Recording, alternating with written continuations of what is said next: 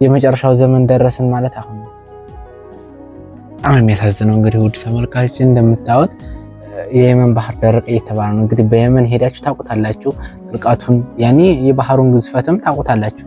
ስንት ወጣት ያኔ ገብቶ እንደቀረበትም የኢትዮጵያ ወጣት እዛ ሄዶ እንደተማገደም ታውቃላችሁ። ውድ ተመልካቾቼ እንግዲህ እንደምታዩት የየመን ባህር ደረቀ ነው እየተባለ ያለው እንግዲህ ወጥስኪ ሰላም አለይኩም ወራህመቱላሂ ወበረካቱሁ። ውድና የተከበራችሁ ቻናል ቤተሰቦች እንዴት ናችሁ? ከኔ ያለው ሁሉ ሰላም አለው አልሐምዱሊላህ። እንዲሁም ክርስቲያን ወገኖች በያላችሁበት ሰላማችሁ ይብዛልኝ። ዛሬ እንግዲህ ደግሞ በተለያዩ ቪዲዮ መጥቻላችኋለሁ። ውድ ተመልካቾቼ እናንተም ሰብስክራይብ እያደረጋችሁኝ አበረታቱኝ። እንደምታዩት እንግዲህ አሁን የየመን ባህር ደረቀ እየተባለ ነው። ውድ ተመልካቾቼ እንደምታዩት ያኔ ቪዲዮ በጣም ነው የሚያሳዝነው። ውድ ተመልካቾቼ እንግዲህ የየመን ባህር ማለት ግዝፈቱና ትልቅነቱን እኔ እናንተን ያልነግራችሁም በዛ ሄዳችሁበት መቼም ታውቁታላችሁ። እንድቃልም እንደሚጓዝ እንድቃልም እንደሚያስጉዝ ግን ደግሞ ያላህ ተአምር እንግዲህ ውሃው ወዴት እንደገባ አላወቁትም። ያኔ ማንም ሊያውቀው አልቻለም። ወደ ውስጥ ይዝረግ ፈሶ ይለቅ ታውቀ ነገር የለም። እና እንደምታዩት እንግዲህ ያኔ ባዶ ሆነ። አሳ ነባሪዎች የተለያዩ ነገሮች ተገኝተዋል። የሰው ያኔ ጫማዎች አሉማ የሰው ጫማ መቼም በዛ ሲሄድ የሚገባበት ምናምን እንዲሁም ደግሞ እዛው የገቡት ይቀሩት ምናምን ጫማቸው ልብሳቸው ያኔ ተገኝቷል ማለት ነው። እንደምታዩት እንግዲህ በዚህ መልኩ ምድረ በዳ ሆኗል።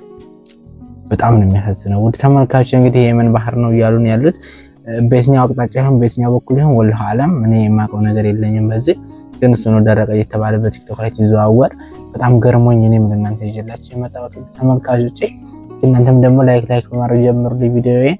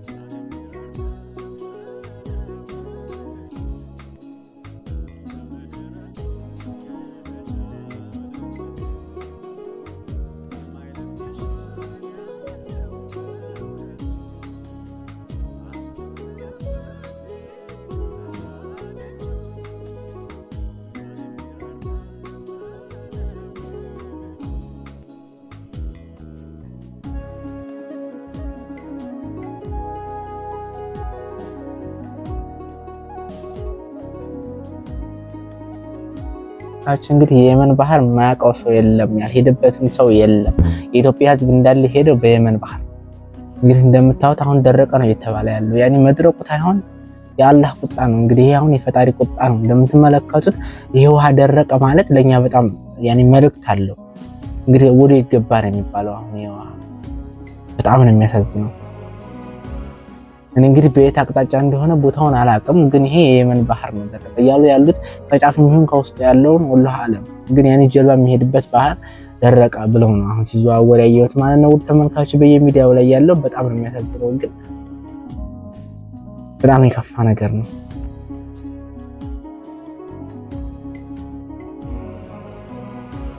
የመጨረሻው ዘመን ደረስን ማለት አሁን ነው።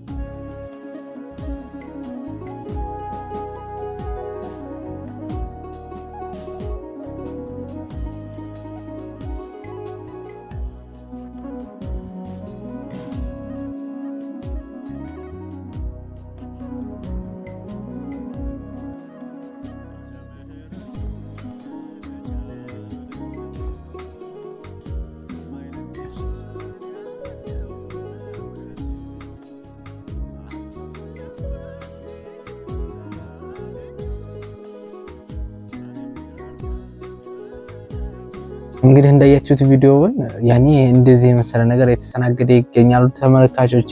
እንግዲህ አሁን እያሉን ያሉት ያኔ ወደ ፈጣሪ መቃረብ እንዳለብን እንዲሁም ደግሞ ተውበት ማድረግ እንዳለብን የሚያመለክቱ ነገሮች ናቸው። እንግዲህ ይሄ ባህር አሁን ወዴት ገባ የሚባል ጉር ነው።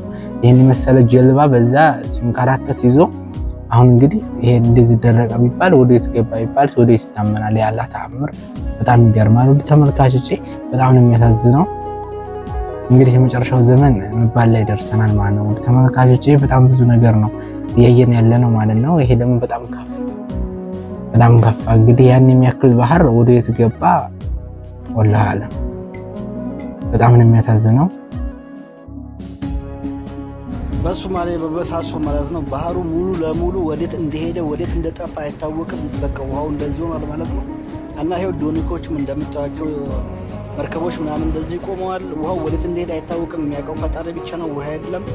እና መርከቦችም እንደዚህ እንደቆሙ ናቸው እንደምታዩቸው ማለት ነው። እናም ይሄን ቪዲዮ እንዳያችሁት ይሄ የየመን ባህር ደርቆ ነው ወደ ሶማሌ የሚሄደው ባህር ምናምን ደርቆ ነው ምናምን የሚባለው ነገር ፈጽሞ ውሸት ነው። ይሄ ሀይቅ ያለው የት መሰላችሁ? በህንድ ውስጥ ነው የሚገኘው። መርከቦቹ ደግሞ የሚታደሱ መርከቦች ናቸው እንጂ እነዚህ ደርቆባቸው መሬት ላይ እንደዚህ ቀርተው ምናምን ሳይሆን እነዚህ የእድሳት የተበላሹ መርከቦች ምናምን ናቸው። ወደ ዳር ላይ ሆነው እና ማዕበል በመጣ ሰዓት ማዕበሉ ሄዶ እስከሚመለስ ድረስ በጣም ብዙ ሰዓቶች ይቆያሉና ለዛ ነው እንጂ ይመለሳል። ውሃው ደርቆ እንኳን አይደለም፣ ወደ ኋላ ሸሽቶ ነው እንጂ ይመለሳል። እና እስከሚመለስ ባለው ወቅት እነዛ መርከቦች ምናምን ማለት በቃ እንትን ይባላሉ፣ እድሳታቸው ይደረጋል ምናምን እንጂ ተመልሶ ይመጣል። ውሃው ይሄ ደርቆ ምናምን አይደለም። ጀመር ቪዲዮን እንዳያችሁት ሰንሰለት ምናምን ተደርጓል። እነዚህ የቆሙ ናቸው። እንትን ሲሉ ውሃው እዛው ነው ስለታሰሩ እዛው ጭቃው ላይ ነው የሚቀሩት። ዳር ላይ ይሄ ዳር ላይ ያለ ነው እንጂ ውሃው ተመልሶ ይመጣል። እና ዝም ብላችሁ ያለ መረጃ አትፖስቱ።